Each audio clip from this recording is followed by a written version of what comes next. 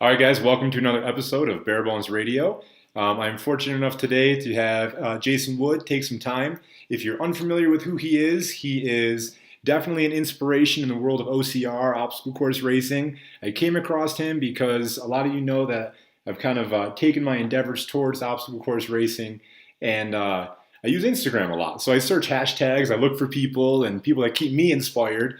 And I came across Jason Wood. And my first thought, Jason, we can get into this. I don't know if you know who Rich Froning is in the CrossFit world, but Yeah. so the picture I saw, Jason has this headband on, and I'll share that. And he looked like the Rich Froning of Spartan racing. It's pretty cool. But so drew my attention. He looked like he had his whole world together with this. So the deeper I got into kind of seeing who he was, I saw that he had a pretty cool story, like a transformation story, basically that where OCR and obstacle course racing basically took him from a crossroads in his life to dropping a ton of weight, getting in great shape, and kind of pulling everything together for him. So, Jason, first off, thank you for joining me. Hey, no problem. Yeah, it's a pleasure. And I'm going to ask if you wouldn't mind just kind of give us, a brief synopsis of your story, and then we can dive deeper into that too. Yeah, so I'm Jason Wood. I'm originally from here in Newport News area in Virginia. Grew up playing athletics, playing sports. Got a college football scholarship out to a small school in Kentucky called the University of the Cumberlands. Played 4 years of football there, and then when I graduated in 2004, I was commissioned into the Army as an officer, and spent 7 years in the Army. 3 of those years was deployed in support of Operation Iraqi Freedom, so out in the Great Sandbox. Mm-hmm. And then in 2011, actually September 11th, 2011, so the 10-year anniversary was my last day in the Army, and I made the transition out to the civilian sector. And since then, I've been doing Department of Defense contracting type work. But on the side, Yeah. if you can say it's on the side, I'm a father to a 4-year-old daughter. She's kind of my world. I'm also a PhD student. I'm in my last year currently of my PhD studies, right in the dissertation right now. And then, like you said, I'm on the side, and one of my big passions is OCR racing. So, been doing the elite OCR racing for about a year now, and been pretty successful there, and being able to race and place and qualify for some championships and get some sponsors and those kind of things. But I think the biggest thing that has had effect on me was the life changing portion of it all. How it changed my perspective on life. How it put me into a community of people that really look to boost you up and to support you in every way possible. And it's really been a life changer for me. So the sport of OCR, I kind of say, saved me from a lot of issues I was dealing with probably about a year and a half ago. So that's a little bit of who I am. Awesome. Yeah, no, that's great. I mean, you got a ton on your plate. So I Yeah. think what's cool about this is it kind of lets people see. I mean, Instagram is such a snapshot of someone's life, and if you look at your profile and who you are out there in the world on that, it looks like all you do is OCR. But that's by no means a small endeavor. I don't mean like all you do is that. I mean, you're to be competitive at that level. There's a lot of work that goes into it. But I think what's really cool is finding out your story and how many other things you have going on. I mean, I can attest to the fact that having a toddler is definitely number one as far as really a time, not a time suck, but I mean a time spent, well spent. But Oh yeah. and then to be going to school on top of that and everything. So I have so many questions I want to delve into. I think we'll start kind of on the surface, and I'd love to get deeper into some of this. Let's start with some time management stuff. I mean, what does a day look like for you? Yeah. So you mentioned it. I mean, me and the mother of my daughter we're separated, and so a lot of times when I have my daughter, obviously it's a little bit different day for me than when I don't have my daughter. Right. So in a day that I do have my daughter, obviously like it's waking up early in the morning. Normally trying to get cardio in. Fortunately, I have treadmills and stuff like that here at the house. So I'll do a lot of treadmill work while she's still in bed, Yeah. and then eat breakfast.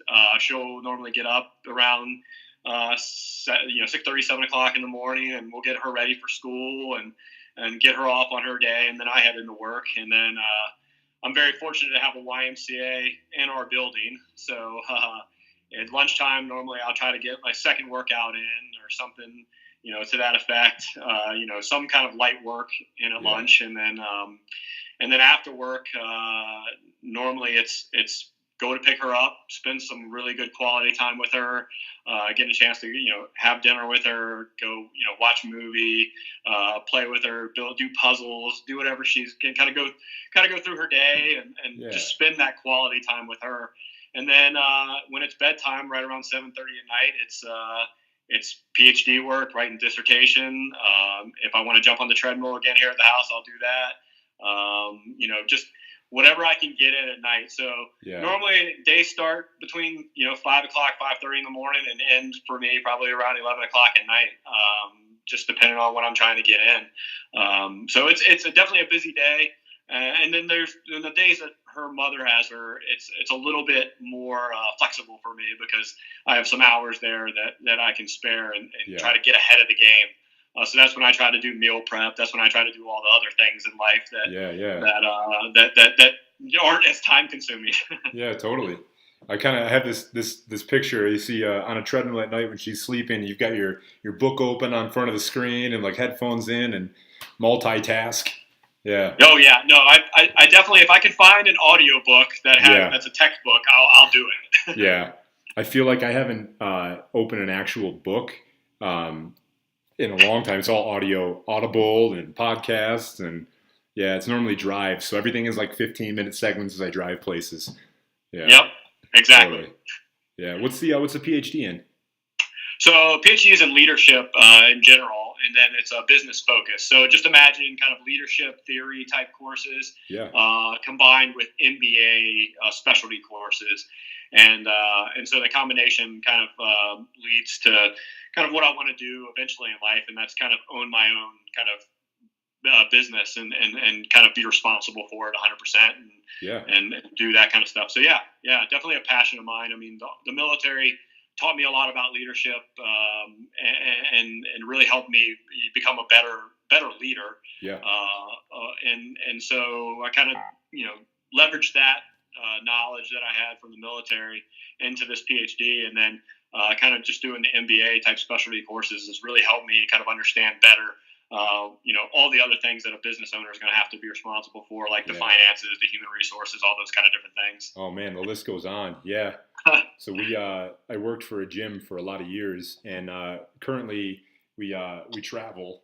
My wife and I travel with our daughter from an RV, and we just kind of see the country. But prior to that, and probably when we're done traveling, my plan is to open a gym and be a business owner. And it's, man, the gym side is fine. Like I understand the coaching and the training and that, but it's the business side, like you said, like the book stuff and everything that has to go into that it's pretty extensive. Exactly. What sort of business do you want to open? What's your passion there? I think that one of the big things that I've always kind of told people is I've always wanted to own it, but I never really knew what it was. Yeah. And kind of through OCR again and fitness and everything, it's kind of coming to fruition for me. Really, I'm getting reached out to a lot for, what is my meal plan? What do my meal plans look like? What kind of training do I do? And so really, like you said, maybe a gym or kind of coaching or something of that sort. Yeah. I really want to, whatever I do, I think I want to impact people. I want to have that part of me, I don't want to just own a business to make money. Right. I've always kind of said, I don't want to be a millionaire just kind of living in the world. I want to change the world. I want to be a citizen of the world. And so for me, like it's whatever I can do to make an impact on the lives of others is kind of where I want to lead my life. And whether that's, a gym or I do a lot of nonprofit work, volunteer wise. And so whether it's, a nonprofit, I don't, it's kind of just helping people is my passion. Yeah. And that's great that you, it's tough when, it's something that's far down the road for you. It's nice that you've got the mindset of you're just going to continue to be genuine and help and let opportunities open and let things kind of take shape, which is, I think, a great way to approach it.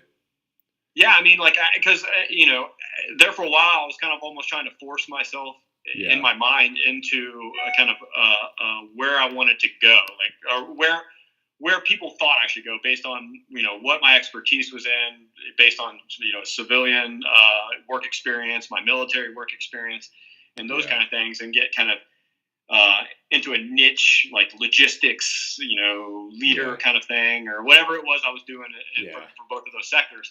And I just wasn't passionate about it, and I feel like if I'm going to be married to it in that way, I want to be passionate about it. And, my big thing is that I'm passionate about is how do I help people? I mean, how do I, help an individual get from point A to point B, and help them succeed in life. And I think things like gyms, and things like nonprofit type work really kind of are where my passions kind of lie. And so those kind of things have kind of just opened themselves up to me over the course of the last couple of years. Yeah. And I think what's interesting about that too is I think I'd like to get into your transformation story here pretty soon, but I think this is a nice prelude to it. I think that a lot of people understand that hard physical training, resistance training, cardiovascular training, good food, eating, chicken and broccoli and rice and not ding dongs and ho-hos, right? We know those things are correct. So that the answer isn't telling people, hey, you should work out, you should train, you should eat well. The answer then, and what makes the difference, we've found for sure, I'm sure you can agree, is it's up here, and it's the mental aspect. So for you, coming from a heavy sports background, playing college ball, being in the military, what was it that switched? What was the difference taking you from, because you had a pretty substantial weight loss also, didn't you? Getting into OCR. So what was the switch? What was the difference that helped change your life, got you from point A to point B, that can possibly help other people too? Well, I think you're exactly right. I think it's the mindset. I think you can read as many articles and know as many things as you can about fitness and health, and I think everybody has a general idea of what they should be doing to be healthy and to be you have that identity of being a military, a veteran, or of those kind of different things. Yeah. And I think in the civilian sector, I kind of maybe lost myself for a little bit. And it affected relationships for certain, and it affected my life in general. And I remember, just through all this stuff, looking at myself in the mirror at one point and trying to figure out, what my why was. And I mentioned I have a 4-year-old daughter, and I think the biggest thing for me is I wanted to be a good example for her. And at that moment in my life, I wasn't. Like I was kind of a mess mentally. I was a mess physically, and I wasn't somebody that I wanted to be an example for her. And so, I had that come to Jesus moment when I remember just looking at myself in the mirror and saying, God, something has to change. Like I have to do something about this. And I just remember I'm a big Groupon junkie. And so I was on Groupon like on a random day, like after I had that mirror moment, and there was a Spartan race in Virginia, and they were having a Groupon deal, like, buy it for $50 when it's normally $70 or whatever it was. I can't remember. But I just, something in me said, let's sign up for it. And so knowing I was completely out of shape, I wasn't where I wanted to be physically and health wise, I said, you know what, let's just do it. Let's see what we got. And I signed up for it. It was the Super in Virginia, which is about an 8-mile, 20, 30 plus obstacle race. And I remember driving up to Arrington, Virginia, which is out near Wintergreen area, if you're a skier. And I did the race all by myself. Yeah. And when I crossed the finish line at that moment, like I was cramping. I had to lay on the ground for about like an hour afterwards. I was just really bad off. Yeah. But it was in that moment, like I fell in love at the same time. Like it was, and again, it goes back to the mental side of it. It was, man, that was a challenge. That was something that was really, truly challenging in my life. And I wanted more of it. I felt like it was something that I overcame. I overcame that challenge. Mm-hmm. So what other challenges could I start overcoming? And I started applying that same mentality to my life. And so, I no longer did I view challenges or obstacles as these challenges. I view them as opportunities, opportunities to excel, opportunities to overcome, opportunities to prove to other people I could do things, and opportunities to show my daughter that, hey, look, this is your dad, this is your father, this is a person you can look up to, and somebody that could be an example for you in life. And so I just started signing up for race after race after that. And I'd say in about a 6 to 7 month time period, I had dropped probably about 30 pounds, and I had gone from finishing, probably 500th overall in the open division in a Spartan race to, by the time December, and that was in June of 2017, so last year, by the time December rolled around, I was finishing in the top 20 of an elite race for Spartan. And so, I was setting goals, I was setting milestones for myself. And I had things to look forward to kind of help me along my journey and my transformation. So I think that's another big thing people have to have is smaller. You got to take it in smaller chunks. And I think for me, instead of saying I'm going to qualify for the world championship in 2018 or 2019, I said, let's just try to finish in the top 100 in the next race. Let's try to finish in the top 80 in the next race. And just took it in smaller chunks instead of looking at it as the whole, because when you start looking at it as the whole, it becomes too big for people, I think, in a lot of cases. Yeah. And so I think that helped me along my journey too, is just taking the smaller chunks. And yeah, I mean, over time, now that I look back, and that post that I posted on Instagram just yesterday that caught a lot of people's attention for my transformation was, it's not going to happen in a day. It's not going to happen in a week. It's not going to happen in a month. Sometimes it's truly going to take time, and you have to commit to it, and you have to commit to those goals, and you just have to be mentally prepared to overcome the challenges and obstacles that you're going to face, and just keep driving forward. And eventually you're going to get there. And when you look back on it a year from now or 2 years from now, you're gonna say, man, I can't believe I was that person. So yeah, I mean, that's just a little bit about it. That's awesome. Yeah, I mean, that's, like you said, that time is going to pass either way. So why not spend it, improving yourself? Yeah, exactly. Yeah. Exactly. So how about what about some self-talk? So your why obviously is to set a good example. How about some self-talk when you don't want to get out of bed, when you don't want to? Does it always come back to that why, or sometimes is it just about the challenge itself of, can I get up and do this again in the morning? Yeah, so I'm a big motivational YouTube video watcher, and I love motivational quotes and motivational stuff. And I think those days that you don't want to get out of bed, you really have to, you have to really think about why you're doing it. Is it worth you not doing something? Are you, because one day can make a difference, I feel like, in anything, for me at least. And so for me, it's those days I'm laying in bed at 4:30 and I know I got to get on the treadmill for an 8-mile run in 20 minutes. I kind of do this a 5-second rule where I'll basically count down from 5 and say 5, 4, 3, 2, 1. And by then I got to get out of bed. I'm counting myself out of bed. So a lot of times I'll do that. But for the most part, I started thinking about, for me at least, and this is, this could be for anybody. I started thinking about all the other people that are out there that are training at that moment to try to, take sponsors away from me, take, position away from me on the course, and all that. Those are kind of the motivational factors for me. Is there's somebody else out there doing it right now? Why can't I?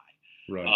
There's somebody, The Rock is always posting motivational stuff at 4:30 in the morning. Yeah. Focus. And so it's one of those things where it's if he can do it, why can't I? Yeah, yeah. So those are the kind of motivational things that I use to kind of get out of bed. Yeah, I mean, it's the precedent has been set, like you said, right? It's possible. It's just getting to it. Is that something you picked up from being a father? Do you count down for your daughter in 5 seconds? You gotta. Yeah, exactly. I mean. It's one of those things where I think it's a mentality thing. You can sit there and hit the snooze button all you want, but the minute your mind tells you got to get up in 5 seconds, and you kind of count yourself down, you kind of force your mind to kind of jerk you out of bed in a Yeah. lot of ways. I feel like. Yeah, totally. Do you so with training, is everything like scheduled? Like you have an idea, like every week I need to do X, Y, and Z, or do you sometimes just take on challenges that are just like I'm gonna do this today because it seems out there and I just want to see if I can do it? Yeah, I do. I do both. I mean, I think so. I do have a coaching that I work through Yancey Camp, Yep. which is a very good OCR training program. He does a great job with it. So I do that to supplement training. There are things that I do outside of that that I feel like help me just overall with my fitness and Hmm. kind of my goals on top of just OCR, but my body goals and other things. So I do a little bit of CrossFit. I do a little bit of bodybuilding. I do the curls for the girls and all that Yeah. good fun stuff too. Yep. But there are times where I like to kind of push the limits, and so um, I love going out and doing Murph on Memorial Day weekend and seeing if I can beat prior times. I Hmm. like trying to run marathons at 180 pounds and see if I can qualify for Boston. I like to get out there and try to push my body to its limits and see what is it capable of truly, because Yeah. OCR events and everything, they're great. They've definitely helped me transform. But what else is out there? I don't want to necessarily limit myself to one specific thing. I kind of Yeah. want to see what I'm made of and I'm training to do functional like fitness. I'm not training necessarily to be on a stage and pose for bodybuilding or anything. I Hmm. want to see what my body is capable of. And so yeah, I definitely will pick something out of the blue on a random basis and say, you know what, I'm going to run this marathon on this day or something. So yeah. Yeah. Did you do a lot of endurance stuff before getting into Spartan racing? Because I think Yeah, I. so I've run. I started in the military when I was still in the military. When I graduated college and I played college football, I think the longest distance I had ever run was like 100 yards. Yeah. And so the military introduced me to the 2 mile PT run. And so I remember the first 2 mile PT test I ever took. I finished probably in 20 minutes or something like that. Yeah. And, in my mind, I was like, I can run a 40-yard dash in like 4 seconds. I should be able to do 2 miles in, Yeah. 10 minutes. And so it kind of, the Army kind of introduced me to the idea of, more or less endurance. And then it kind of grew. And then I remember I ran my first full marathon, 26.2 miles, actually in Iraq, at Camp Taji. It was the Honolulu Marathon mirror run that they had there. And again, it was another one of those challenging events that I did not train for at all, like the way you should. Yeah. Went out there, ran it, destroyed my body, but it was addictive. Yeah. Yeah.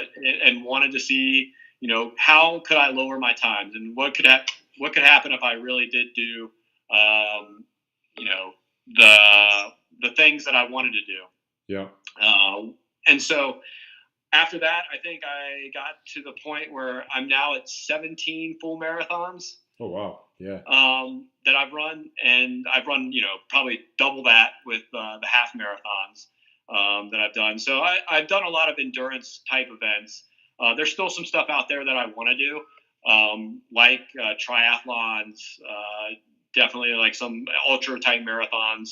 Yeah. Maybe get a 50 miler in here or there. And then there's some other stuff out there in the obstacle course racing world that I would love to try out as well, just to give it an attempt, like World's Toughest Mudder, where you're running, lap after lap of a 5 mile course, Yeah. and seeing how many miles you can log. So there's some endurance type events out there that I still want to do, but I think my specialty when it comes to OCR is definitely in the short course speed, because I tend to be a little bit bigger of an athlete when it comes to the OCR world. Most of those guys are, ex cross country runners that, are, 130, 140 pounds. I noticed that. That's probably honestly when I look a lot of this stuff up and I'm trying to find inspiration, it's probably part of the reason I kind of checked out your page also, because I'm 220 pounds and I'm coming Yeah. from I'm coming from a world of strength and like powerlifting, CrossFit, strongman. So I want to get into this stuff, and I'm trying to find people that show me like, hey, it's okay to not be, at 160 pounds, 140 pounds. Yeah. So that's Yeah. cool. Maybe I should lean towards the shorter ones then. I signed up for my first super, and it's in March in California. So I'm interested to see how that feels.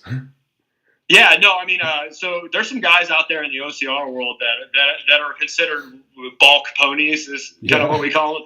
I mean, Mac Rush is one of them. He's one of my guys that I look to yeah, for some advice. And then Hunter McIntyre is just a freak of nature. He's 6'4", 220, and yeah, does really well in all kind of the distances. And so there's definitely some examples out there of yeah, guys who are bigger athletes. But I think you're going to start seeing OCR start moving towards shorter type events, time trial type events. We've seen yeah, it already with Tough Mudder, the TMX series, where it's kind of merged obstacle course racing with CrossFit, and so you got yeah, the guys from the OCR world, competing against Jacob Hepner and the guys from CrossFit, yeah. and it's been Cool. interesting to watch. So it's going to be interesting to watch in the next coming years of how the sport of OCR kind of transforms itself or grows. Yeah, you actually kind of see that in the CrossFit Games too. It's kind of gotten rid of, everything being specialty, Olympic lifting based, stuff like that, versus they've incorporated like the 7 mile trail run, the obstacle course, things like that. So it's cool to see that merging. It's kind of like I think when MMA first came out, UFC first came out, you had people who were all these different types of fighters, and now there is an MMA fighter. So it's like that with how fit can I be? There's all these different kinds of schools of thought of fitness, and they're all kind of coming together and merging into one where it's like, hey, you know what? You should be pretty strong, pretty good at body weight. You should be able to handle yourself endurance wise. And it's neat to see them all kind of come into this apex of this is what it means to be at your best. It's pretty cool. Yeah, I think what both of these sports are trying to figure out is, and I think there's been a little bit of a battle between the two sports, between OCR and CrossFit, of who is truly producing the fittest athletes, Yeah. fully functional fit athletes in the world. Because OCR, I'm going to admit, I probably like OCR training has definitely helped me overall as an athlete be a lot more functional than I was probably when I was just focusing on CrossFit alone. Yeah. Now I still combine the two, Mm-hmm. but it's definitely interesting to see kind of how the two worlds are starting to grow and expand and see who is producing the most Yeah. fittest athlete on the planet. Yeah. It's neat. The battle. I remember. So, I mean, I come from a heavy CrossFit background, and there's so much lifting emphasis in there and strength emphasis, which I still think is a super, super important. I think a lot of people don't do enough of that, whether it's Yep. body weight, barbell, dumbbell, whatever. But I think what it does lack is the work capacity. I think that your typical, and I'm not talking about like super competitive CrossFit athletes, but your general population that goes to a CrossFit gym, I don't think they experience enough work capacity. I think that they're going in for an hour-long class. It's a long 15-minute warm up. It's 15 minutes of strength and like 10 to 12 minutes worth of having your heart rate up. I think there's so much value in, you know what? We're going to run a 5K. We're going to go and we're going to do an hour-long chipper kind of thing. And I think there's a lot of value in that, not only physically, but what it teaches you that you have those capabilities. So coming from that world and just starting to get into a lot of this like more, I guess you can call it Spartan type training. I'm picking up more trail runs. I'm visiting in Colorado right now. They got great places to run. Oh And yeah, I feel like somebody's standing great. on my chest with the elevation out here, which is neat. But yeah, I'm noticing things that like I've been doing this for 10 years, and there's a lot of things I'm really bad at still that I should probably start branching out to. So I think it's neat. Yeah, that's one of the questions I get a lot because I'm a bigger guy when it comes to the OCR world, and I like to lift heavy, Yeah, and so one of the things that I've tried to have to balance is that lifting heavy and getting big versus being able to go out and do my long because on an average day I'll probably get in between an 8 and 10 mile run when yeah, it's my run days. And so being able to do the 8 mile run in like an hour or less or something like that. So hmm it's definitely interesting trying to balance I want to be able to bench 315 and squat 400 while running 8 miles at a Yeah. sub 7 minute pace or something Yeah. like that. So it's definitely interesting and something that has been Yeah. but led me to experiment a lot with my training and Yeah. how my body reacts to certain stressors and certain types of training. Yeah.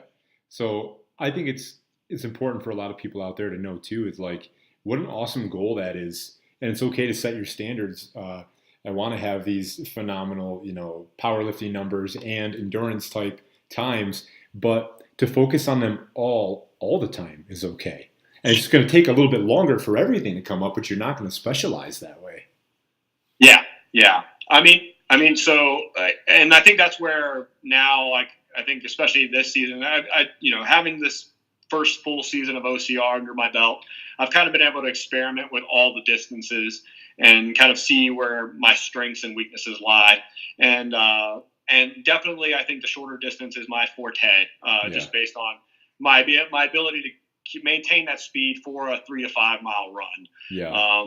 and then get through the obstacles. Because the obstacle piece for me is the not the simplest piece, but it's definitely I get through it much quicker Yeah. than an average athlete. Especially when you talk about heavy carries, like a sandbag carry or a bucket carry Yeah. or something like that. When you get to those heavy carries, normally I'm up there in the top 5, top 10 for the race Mhm. in those particular events and those particular obstacles. Where I'm having to improve is definitely the cardio, Yeah. getting those run times down. Some of those guys are doing 5Ks and 15, 16 minutes, where my 5K, my PR 5K time is about an 18:10. So Yeah. where am I making up those minutes that they're gaining on me out there by running? And so where I'm trying to make up those minutes is heavy carry type stuff.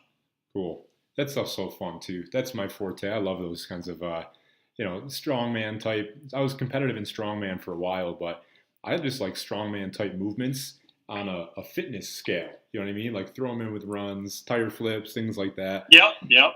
We used to call it. I had a buddy of mine that we used to train in his backyard before ever found CrossFit or any of that stuff. And we used to call it caveman training. We would go and we had a big chunk of tree that we would throw around. We would take turns seeing how far we could throw it, and then we would squat it and press it, and then one of us would hang from a ladder with our legs out, while the other one carried his winter tires to the end of the driveway and back. And we would just switch out. Yeah, we just did flip tire, things like that. So Yeah. to me, it's cool. It's primal, right? I think that's what one of the allures of obstacle course racing is. It's just there's no sets, reps. It's just tackle this. Just get at it. Get dirty. Yeah, and you're out there in nature. You're running through trails. You're switchbacks. You're running through rivers. It's truly, yeah, like you mentioned, it's primal. You're getting out there and being, you have the obstacles that are man-made, obviously, for the most part, but most of that race is you're climbing mountains. I mean, there's been races where I've had 4,000 or 5,000 feet of elevation gain. So I mean, you're climbing a mountain. Yeah, that's wild. And it's wild. So I mean, it's definitely getting yourself out there and experiencing, not only just kind of the obstacle piece of it all, but nature as a whole. And I think a lot of people that just primarily do road races alone are missing that, missing that piece of it, because you're just out on a 5K road run, basically, where everything, you're running on a flat surface. You may get hills here and there, but I think the biggest adjustment for me was when I first was introduced to obstacle course racing and getting out on the trails was, hey, this is a lot different than just getting out and running a 5K out in the neighborhood. Yeah. This is you're dealing with terrain. You're dealing with your ankles are going to feel sore after your first race because you're jumping around routes and doing things that you've never probably done before. So that was the struggle at first. Was, man, I'm feeling things in my body that I have never felt before because of that natural running through trails, running through rivers, and doing all the kinds of different obstacles on top of that. What that brought to the game for me. Yeah. So I know you got to pick up your daughter pretty soon. So let me just get a couple final questions in. So you said that your passion then is helping people. If you had someone or anyone approach you, your audience, someone that is kind of just looking to make that transformation in life, looking to kind of get everything in order. They understand that like physical training is important, food is important. What's a piece of advice that you would give someone out there that's like, hey, you know what? I could really use a change in my life. Yeah, I think for a lot of people that and for me, it was taking small steps. Don't try to bite off more than you can chew, and at the all at once. For me, it was setting mini goals. Saying you're going to lose 50 pounds, okay, that's a big goal. Now, how do we break that down into smaller, more achievable goals, and knowing you're not going to be able to lose that 50 pounds in a week or a month? In a healthy way. Yeah. So how do you break that down, and what are some of the smaller things you can do to start? So, for instance, when I first started doing cardio, I could probably get a mile or two in before I was just completely out of breath.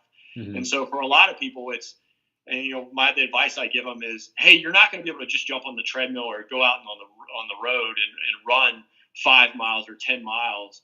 Start off small. Start off with a 2-minute run, 1-minute walk. Start off doing that, and eventually you're going to build into running 4 minutes and walking a minute or something similar to that. So my biggest advice to people is just start small. Set a smaller goal for yourself that's achievable. And when you start achieving those goals and you start seeing progress, it's going to lead you to want to do more. Yeah. And so I think that's the big thing is it's a mentality. It's a mindset. Once I achieve something small, it's okay, what else can I achieve? And then you kind of grow from there into more and more and more. And then eventually you're, running the 8 miles, a day or all at once or whatever your goal is going to be. Yeah. So just instead of saying, I get the lose 50 pounds, as a goal. Yeah. But let's say I want to lose 2 pounds, and here's the way I'm going to do it this week. Uh-huh. And then go from there. I think that's the biggest piece of advice I can give people. That was what worked for me. And I look back at a year now, and it's just, hey, those smaller goals built up eventually into this. Great. How about a book recommendation, Audible or otherwise? Let's see. There's a lot out there. What's one that I've read recently? Jocko Willink has written. I'm trying to remember the book's name right off the top of my head. But Jocko does a lot of stuff on podcasts and everything. I recommend. I can't remember the book's name right off the top of my head. But his leadership one. Huh? Yeah, the leadership one, his older one, was Extreme Ownership. Yeah, Extreme Ownership. That's what it is. Yeah. There we go. I was trying to remember off the top of my head. Yeah. Thank you. Extreme Ownership. I think that's one that I read that also made a really big impact on my life. I think one of the comments I made in my post was don't wait for a hero. You are your own hero. Yeah. So I think taking ownership of your life and taking ownership of where you're at and what has caused you to be where you're at and how you can change that for yourself is definitely something that in that book kind of comes through. And then I think we're in this we're in an era of the world today where a lot of people don't want to necessarily listen. They want to be heard. And they don't necessarily want to take ownership or blame for things. They want to point the finger at somebody else. But if we all took a minute to say, how could I have changed the outcome for whatever the scenario may be, instead of immediately saying it was that person's fault or it was something else somebody else did, which may be true, but if you can take a look and take a look at what you might have done to be able to change that and impact those decisions, or how you change your own life, I think that kind of mindset that Jocko talks about in that book really, I think, came through to me, and I think that's definitely, there was one book out there, that'd be it. Yeah, I've read that one. He's a lot of it's very military specific at first, but yeah, you're right. That message is just like it says, like the title says, take ownership. Yeah, that's awesome. Yeah, and then And then the audiobook with Jocko reading it is even more epic because his voice is it's pretty intense. His voice is made for TV. Yeah. I like how when he records his podcast, it's even in like a dark room, like everything. Yeah, exactly. Yeah, it's wild. So we're recording this the day before Thanksgiving. Let's get your favorite cheat meal on Thanksgiving. Oh man, dessert, I gotta go with I gotta go with the pumpkin pie with the whipped cream on top. Yep. My family's been doing that for years, and it's just one of the things that I'm probably gonna eat half the pie myself. Yep. But that's definitely it. Awesome. Hey man, well I really appreciate you taking the time to do this. I wish you best in upcoming races, and I hope to see some business coming out pretty soon. Yeah, no, I appreciate it, man. I really do, and thanks for the opportunity, and I look forward to seeing you out there on the course one of these days. Absolutely, yeah. I'll be way in the back. Chuck. Yeah, there you go. Yeah. All right, man. Thanks so much. All right, have a great day. Happy Thanksgiving to everybody out there. Thank you, dude. Happy Thanksgiving. Okay.